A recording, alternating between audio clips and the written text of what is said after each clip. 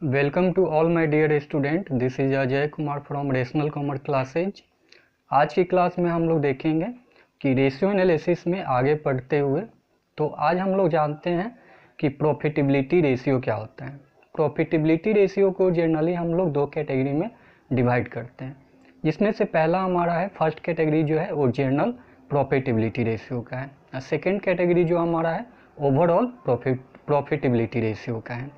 तो general category में हम लोग सबसे पहले जो होता है ग्रॉस प्रॉफिट रेशियो के बारे में जानते हैं। जो हमारा जनरल प्रॉफिटेबिलिटी रेशियो होता है उसमें सबसे फर्स्ट जो रेशियो हमारा होता है ग्रॉस प्रॉफिट रेशियो होता है।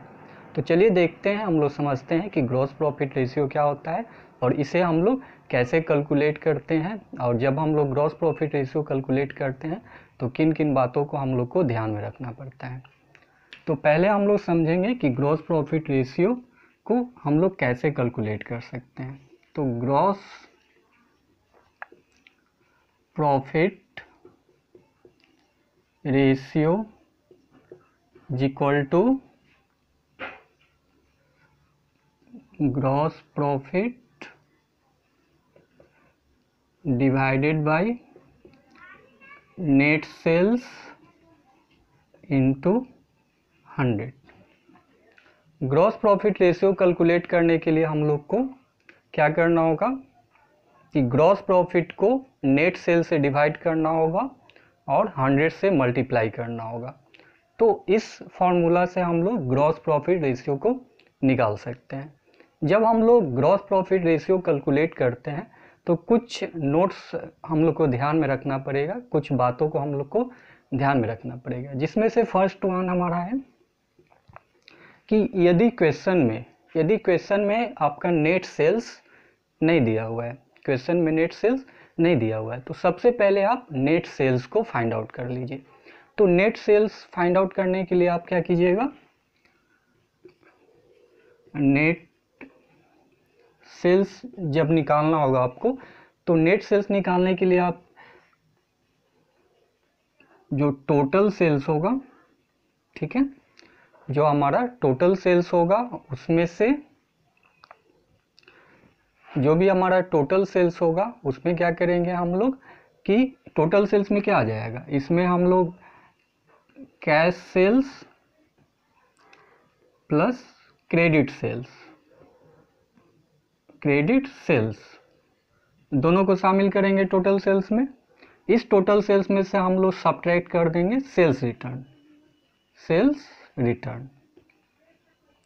टोटल सेल्स में से सेल्स रिटर्न को यदि हम लोग सब्ट्रैक्ट कर देंगे तो हमारा नेट सेल्स आ जाता है। जब हम लोग ग्रॉस प्रॉफिट रेशियो कैलकुलेट करते हैं तो क्वेश्चन में कभी कभी हमारा नेट सेल्स नहीं दिया रहता है, बल्कि इसके जगह पे कुछ इंफॉर्मेशन दिया रहेगा, जैसे total sales, cash sales, credit sales या सेल्स रिटर्न। तो इन दिस कंडीशन हम लोग क्या करेंगे कि पहले नेट सेल्स फाइंड आउट कर लेंगे। तो नेट सेल्स फाइंड आउट करने के लिए टोटल सेल्स में क्या करेंगे, टोटल सेल्स में हमारा कैश सेल और क्रेडिट सेल है, हम लोग टोटल सेल्स में से सेल्स रिटर्न को सब्ट्रैक्ट कर देंगे। सेकंड जो हमारा पॉइंट होता है जिसे हम लोग ध्यान में रखेंगे वो होगा कि यदि क्वेश्चन में ग्रॉस प्रॉफिट भी नहीं दिया हुआ है, तो हम लोग क्या करेंगे कि ग्रॉस प्रॉफिट रेशियो निकालने से पहले ग्रॉस प्रॉफिट हम लोग को निकालना पड़ेगा।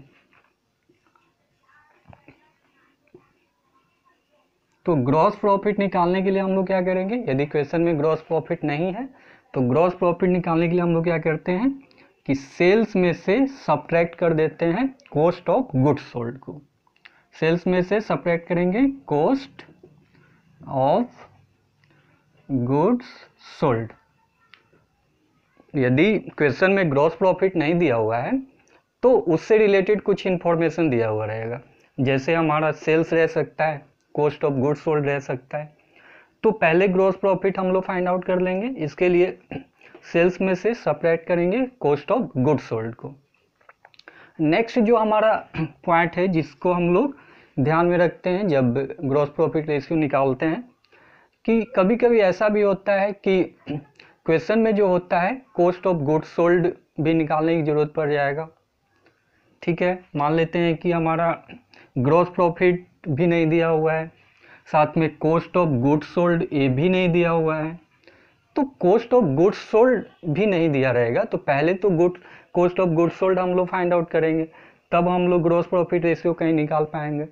तो कॉस्ट ऑफ गुड्स सोल्ड आप इस तरह से निकाल सकते हैं, कॉस्ट ऑफ गुड सोल्ड जब आपको निकालना होगा तो आप क्या कीजिएगा कि पहले ओपनिंग स्टॉक में प्लस कीजिएगा परचेज को, ठीक है, ओपनिंग स्टॉक में परचेज को प्लस करना है, साथ में जितना भी डायरेक्ट एक्सपेंस होगा, डायरेक्ट एक्सपेंस जो भी होगा उसे हम लोग प्लस कर लेंगे।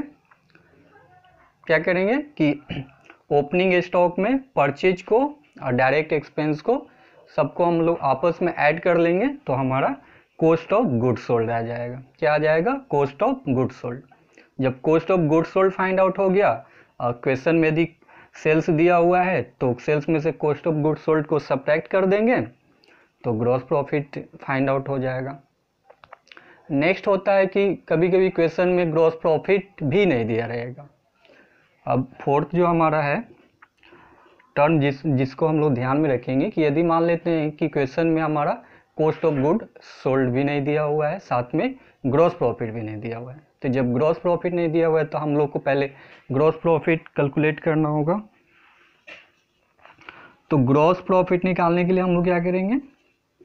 ग्रॉस प्रॉफिट को निकालने के लिए यदि ग्रॉस प्रॉफिट नहीं दिया हुआ है तो क्वेश्चन में कहीं ना कहीं नेट प्रॉफिट रहेगा, तो उस नेट प्रॉफिट में हम लोग इस नेट प्रॉफिट में क्या करेंगे कि जितना भी इनडायरेक्ट एक्सपेंस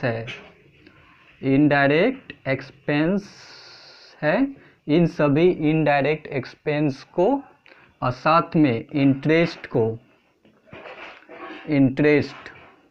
नेट प्रॉफिट में इनडायरेक्ट एक्सपेंस और इंटरेस्ट को क्या करना है? आपस में ऐड कर लेना है, तो हमारा ग्रॉस प्रॉफिट निकलेगा। क्या निकलेगा? ग्रॉस प्रॉफिट निकलेगा। नेट प्रॉफिट में क्या करेंगे हम लोग कि नेट प्रॉफिट में इनडायरेक्ट एक्सपेंस और इंटरेस्ट को जोड़ लेंगे तो क्या फाइंड आउट होगा? Gross profit. अब ग्रॉस प्रॉफिट जब हमें मिल गया तो इजीली हम लोग gross profit ratio find out कर लेंगे। तो जनरली हम लोग देख सकते हैं कि ग्रॉस प्रॉफिट रेशियो जो होता है वो ग्रॉस प्रॉफिट और नेट सेल्स को 100 से मल्टीप्लाई करने पे हमारा फाइंड आउट होता है। तो इस तरह से हम लोग ग्रॉस प्रॉफिट रेशियो को इजीली जो है कैलकुलेट कर सकते हैं, फाइंड आउट कर सकते हैं। तो चलिए हम थोड़ा देखते हैं, इससे रिलेटेड एक एग्जांपल आपको हम लोग सॉल्व करके देखते हैं।